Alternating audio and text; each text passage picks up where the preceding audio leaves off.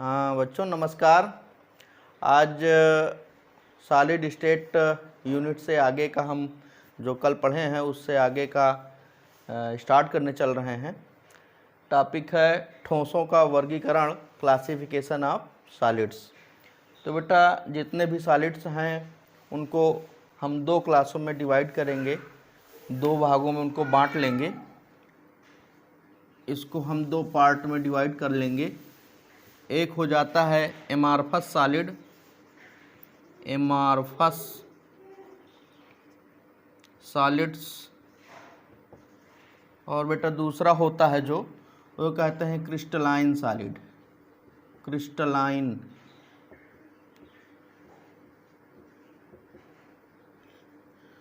तो amorphous solid जो होता है इसको हिंदी में भैया बोला जाता है अक्रिस्टलीय ठोस, अक्रिस्टलीय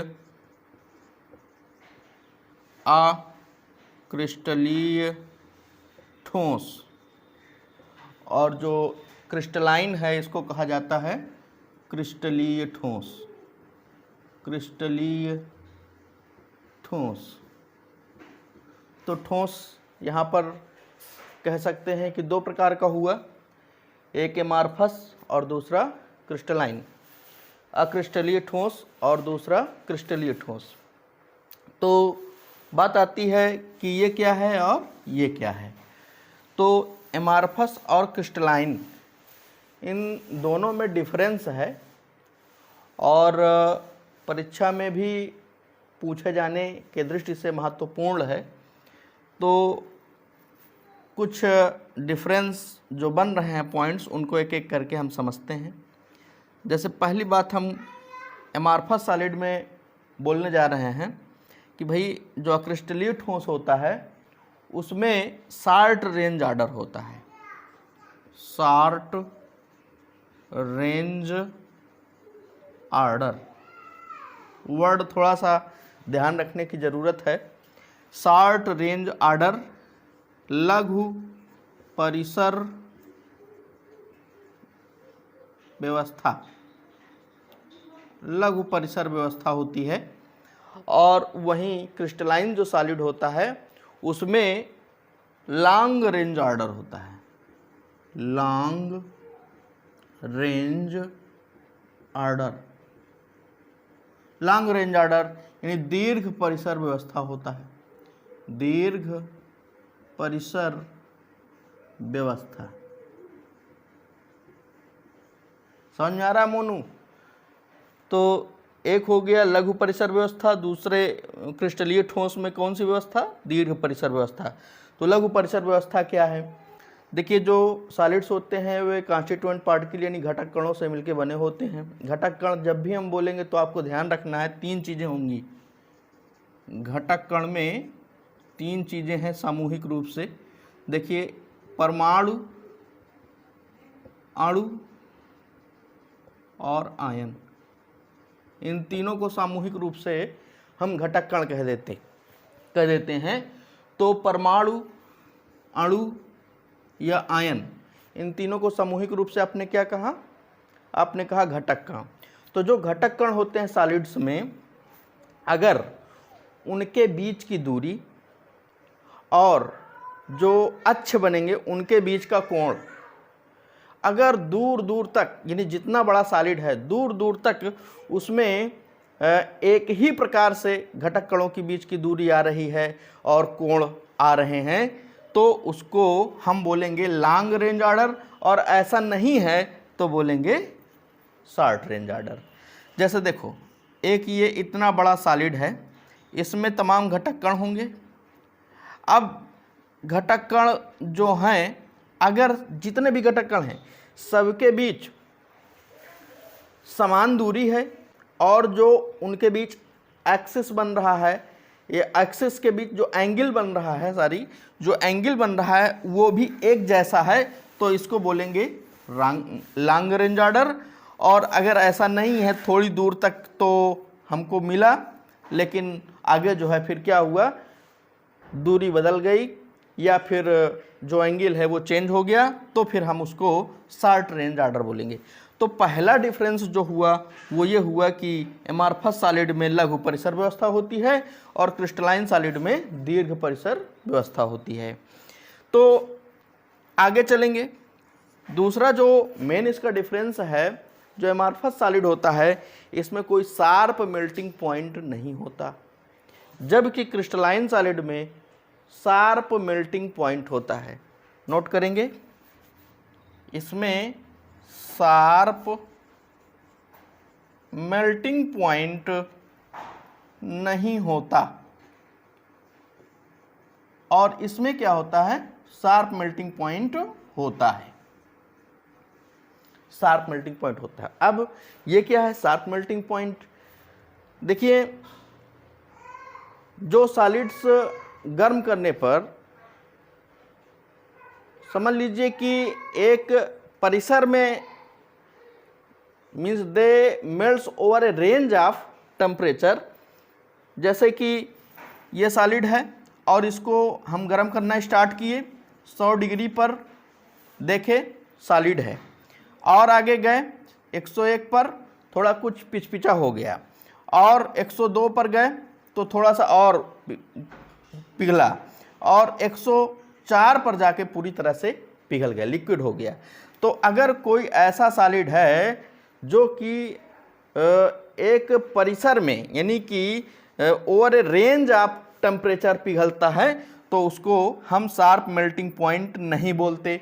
लेकिन कोई ऐसा सॉलिड है जो 100 डिग्री पर तो सॉलिड है, लेकिन अगले ही टेम्परेचर पर वो क्या हुआ, पूरी तरह से पिघल गया, तो उसको बोलते हैं शार्प मेल्टिंग पॉइंट। तो क्रिस्टलाइन सॉलिड में शार्प मेल्टिंग पॉइंट होता है और जो एमार्फस सॉलिड है उसमें शार्प मेल्टिंग पॉइंट नहीं होता। अगली चीज़ अगर हम कहें कि इसमें क्या है, तो ये एक और वर्ड देखिए, इसमें ध्यान रखने की ज़रूरत है। ये आइसोट्रॉपिक होता है। आइसोट्रॉपिक यानी कि समदैशिक। क्या होता है? समदैशिक होता है। और ये क्या होता है? विषमदैशिक यानी एन आइसोट्रॉपिक होता है। An isotropic. तो ये समदैशिक होता है और वो विषमदैशिक होता है। ये समदैशिक और विषमदैशिक क्या है? देखिए, जो समदैशिक होता है उसमें कोई भी सॉलिड अगर हम लें और उसके प्रत्येक फलक से, प्रत्येक फेस से जो भौतिक गुण है, जैसे कि ऊष्मीय प्रसार या चालकता या कह लीजिए कि अपवर्तनांक, अगर ये सब एक जैसे रहते हैं तो उसको हम बोलते हैं समदैशिक। और प्रत्येक फलक से जब अलग अलग ये प्रॉपर्टीज आती हैं, यानी कि ऊष्मीय प्रसार हो गया, अपवर्तनांक हो गया, और क्या हो गया, जो है ऊष्मीय प्रसार हो गया, तो अगर ये सब अलग अलग आते हैं तो उसको बोलते हैं एनाइसोट्रॉपिक। तो देखिए ये क्या है, डिफरेंस है। अगर हम इनको तोड़ें, एक पॉइंट और आप यहाँ पे ऐड कर सकते हो, अगर इनको हम तोड़ें तो जो विदलन हो, इनका जो विखंडन हो, अगर वो क्या होता है, एक तल में विखंडन होता है तो वो जो है क्रिस्टलीय होता है। यानी कि जब एक तल में फेस का विदलन होता है तो क्रिस्टलीय होता है, और जब तल में विदलन नहीं होता तो अक्रिस्टलीय होता है। तो these are some points by which you can differentiate two amorphous solid and crystalline solid. तो अब एग्जाम्पल कुछ, जैसे उससे आपको और अच्छी तरह से ये चीज़ समझ में आ जाए, जैसे कि प्लास्टिक है, रबर है, कांच है। हाँ, कांच की बात करते हैं तो कांच जो है थोड़ा सा कुछ लोग उसमें डाउट में रहते हैं, कहते हैं नहीं क्रिस्टलीय है, और कुछ कहते हैं नहीं क्रिस्टलीय है। वैसे हम आपको एक नई चीज़ बताएं भाई, जो कांच होता है वो सुपर कूल्ड लिक्विड होता है। सुपर कूल्ड लिक्विड होता है, अतिशीतित द्रव होता है। जैसे कि खंडहरों की जो बिल्डिंग होती हैं उनमें जो खिड़कियां लगी होती हैं, अगर उनको देखा जाता है सैकड़ों साल बाद, तो जो कांच होता है वो ऊपर पतला हो जाता है और नीचे जो है मोटा हो जाता है, यानी वो धीरे धीरे बहता है, उसमें बहने का गुण होता है। जैसे द्रव में बहने का गुण होता है वैसे कांच में भी बहने का गुण होता है, तो इसीलिए उसको बोलते हैं सुपर कूल्ड लिक्विड। अच्छा, उदाहरण की बात हो रही थी, तो जैसे लकड़ी हो गया, जैसे रबर हो गया, प्लास्टिक हो गया, ये सारे चीज़ क्या होते हैं, अक्रिस्टलीय होते हैं। और क्रिस्टलीय में कौन कौन से एग्जाम्पल आएंगे, जैसे NaCl है आपका, चीनी है, जैसे डायमंड है, ग्रेफाइट है, ये सब वेल डिफाइंड स्ट्रक्चर रखते हैं, इनको हम क्रिस्टलीय सॉलिड कहते हैं। तो क्रिस्टलीय सॉलिड और अक्रिस्टलीय सॉलिड, इन दोनों की बात हो गई। अब हम आगे देखिए, आपको बताते हैं, विशेष रूप से हमको भाई इस यूनिट में क्रिस्टलीय ठोस के बारे में पढ़ना है। किस ठोस के बारे में पढ़ना है, क्रिस्टलीय ठोस के बारे में पढ़ना है। तो ये अक्रिस्टलीय ठोस का जो परिचय हुआ, इसे हमें ध्यान रखने की जरूरत है बोर्ड एग्जाम की दृष्टि से, और दूसरी चीज़ ये कि इसके एग्जाम्पल भी ध्यान रखने की ज़रूरत है। अब आ जाते हैं हम क्रिस्टलीय ठोस में, जो कि हमारा मेन टॉपिक है। क्रिस्टलीय ठोसों का क्या करना है, वर्गीकरण करना है। क्रिस्टलीय ठोस को हम 4 वर्गों में बांटते हैं। कितने वर्गों में, 4 वर्गों में बांटते हैं। ये देखिए 4 वर्गों में मैंने बांट दिया, यानी ये 4 प्रकार के होते हैं, या इन क्रिस्टलीय ठोसों को 4 प्रकारों में या 4 वर्गों में या क्लासों में इनको डिवाइड किया गया है, 4 क्लासों में। तो एक पहला जो क्लास है उसको बोलते हैं आयनिक सॉलिड्स। आयनिक यानी कि हिंदी में भी भैया आयनिक और अंग्रेजी में भी आयनिक, आयनिक ठोस हो गया। दूसरा हो जाता है बेटा आणविक ठोस, मॉलिक्यूलर सॉलिड। तीसरा जो होता है वो हो जाएगा धात्विक ठोस, धात्विक ठोस यानी मेटालिक सॉलिड। और जो चौथा है वो सहसंयोजी ठोस होता है, सहसंयोजी ठोस, या एक और इसको नाम दिया जाता है नेटवर्क सॉलिड, नेटवर्क सॉलिड यानी नेटवर्क ठोस।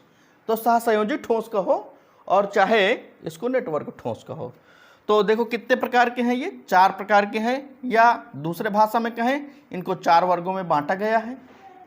आयनिक ठोस, दूसरा आणविक ठोस, तीसरा धात्विक ठोस, और चौथा जो है सहसंयोजी ठोस। आयनिक ठोस क्या है, बहुत सिंपल है, 2 वर्ड में इसको समझ लीजिए। आयनिक ठोस क्या है,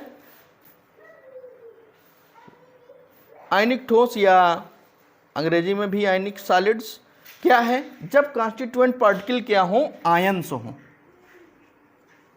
कॉन्स्टिट्यूएंट पार्टिकल क्या हो, आयन हो, यानी जब घटक कण किसी क्रिस्टलाइन सॉलिड में आयन होते हैं तो उस ठोस को या उस क्रिस्टलीय ठोस को कहते हैं आयनिक ठोस। अगला देखिए आणविक ठोस। अच्छा, अगला पे आए, इसके पहले एग्जाम्पल देखिए, जैसे इसमें NaCl ले लिया, तो NaCl में क्या है, Na+ आयन है और Cl- आयन है। तो अगर NaCl की बात करेंगे तो उसका जो कंस्ट्रक्शन हुआ है, उसका जो निर्माण हुआ है आयनों से मिलके हुआ है, इसलिए उसको कहेंगे आयनिक ठोस। दूसरा जो आणविक ठोस है, तो इसमें क्या कहेंगे, जब घटक कण क्या हो, सहसंयोजी अणु हो, कोवैलेंट मॉलिक्यूल हो, सहसंयोजी अणु हो। जब घटक कण क्या हो, सहसंयोजी अणु हो, यानी कोवैलेंट मॉलिक्यूल हो, तब उस ठोस को हम कहते हैं आणविक ठोस कहते हैं। ये भी, इनको भी आगे हम अगर डिवाइड करना चाहें तो 3 प्रकार में बांट सकते हैं भाई। कितने प्रकार में, 3 प्रकार में। एक हो जाएगा आपका अध्रुवीय ठोस, अध्रुवीय यानी कि नॉन पोलर। अध्रुवीय यानी जिसमें कोई पोल ना हो। सपोज दैट अगर हम I2 ले लें तो I2 you know I single bond I, तो इन दोनों की इलेक्ट्रोनेगेटिविटी सेम है, इनमें कोई पोल का निर्माण नहीं होगा। तो इस प्रकार का अगर कोई सॉलिड है जिसमें कोई पोल नहीं बन रहा, कोई ध्रुव नहीं बन रहा, तो वो हो जाएगा अध्रुवीय ठोस। दूसरा जो इसका जस्ट अपोजिट क्या हो जाएगा, ध्रुवीय ठोस। ध्रुवीय ठोस, इसमें बहुत सिंपल, जब क्या बने, दोनों परमाणुओं के बीच इलेक्ट्रोनेगेटिविटी डिफरेंस ज़्यादा हो तो क्या होगा, एक और शेयर्ड पेयर्ड इलेक्ट्रॉन जो है खिसक जाएंगे, तो उसमें पोल बन जाएगा।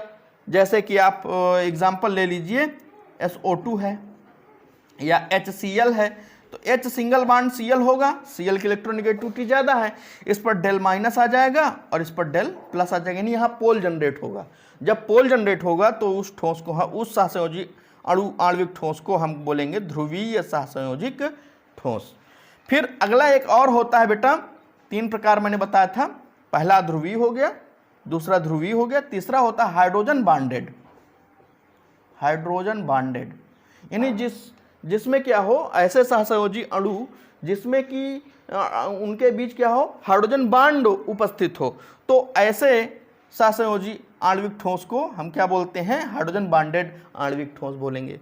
तो ये क्या हो गए, 3 प्रकार के। एग्जाम्पल की बात करेंगे तो H2O, यू नो H2O जब ठंडा करते हैं तो बर्फ बन जाता है, और जब बर्फ बनेगा तो उसमें क्या होगा, H पर थोड़ा सा प्लस आएगा और O पर थोड़ा सा माइनस आएगा, और उसके बीच क्या होगा, हाइड्रोजन बॉन्ड क्रिएट होगा। तो यहाँ हाइड्रोजन बॉन्डेड जो है सहसंयोजी आणविक ठोस हो जाएगा। तो आपने देखा कि आणविक ठोस कितने प्रकार का हो गया, 3 प्रकार का। आइए अब आगे चलते हैं। तो तीसरा जो है क्रिस्टलीय ठोस, वो है धात्विक ठोस। धात्विक ठोस का मतलब क्या है, जब घटक कण क्या हो, मेटल एटम हो, जब घटक कण धातु के परमाणु हो, जैसे कि कोई धातु ले लिया हमने, Fe ले लिया, Cu ले लिया या निकिल ले लिया, 80 लगभग धातुएं हैं हमारे पीरियोडिक टेबल में। तो अगर उनका जो कॉन्स्टिट्यूएंट पार्टिकल है मेटल एटम होगा तो क्या कहेंगे, उसको हम धात्विक ठोस कहेंगे। इसमें जो एग्जाम्पल होगा वो सभी धातुएं हो जाएंगी, साथ में मिश्र धातुओं को भी इस कैटेगरी में रख लेंगे। अगला जो है लास्ट है वो है कोवैलेंट सॉलिड या नेटवर्क सॉलिड।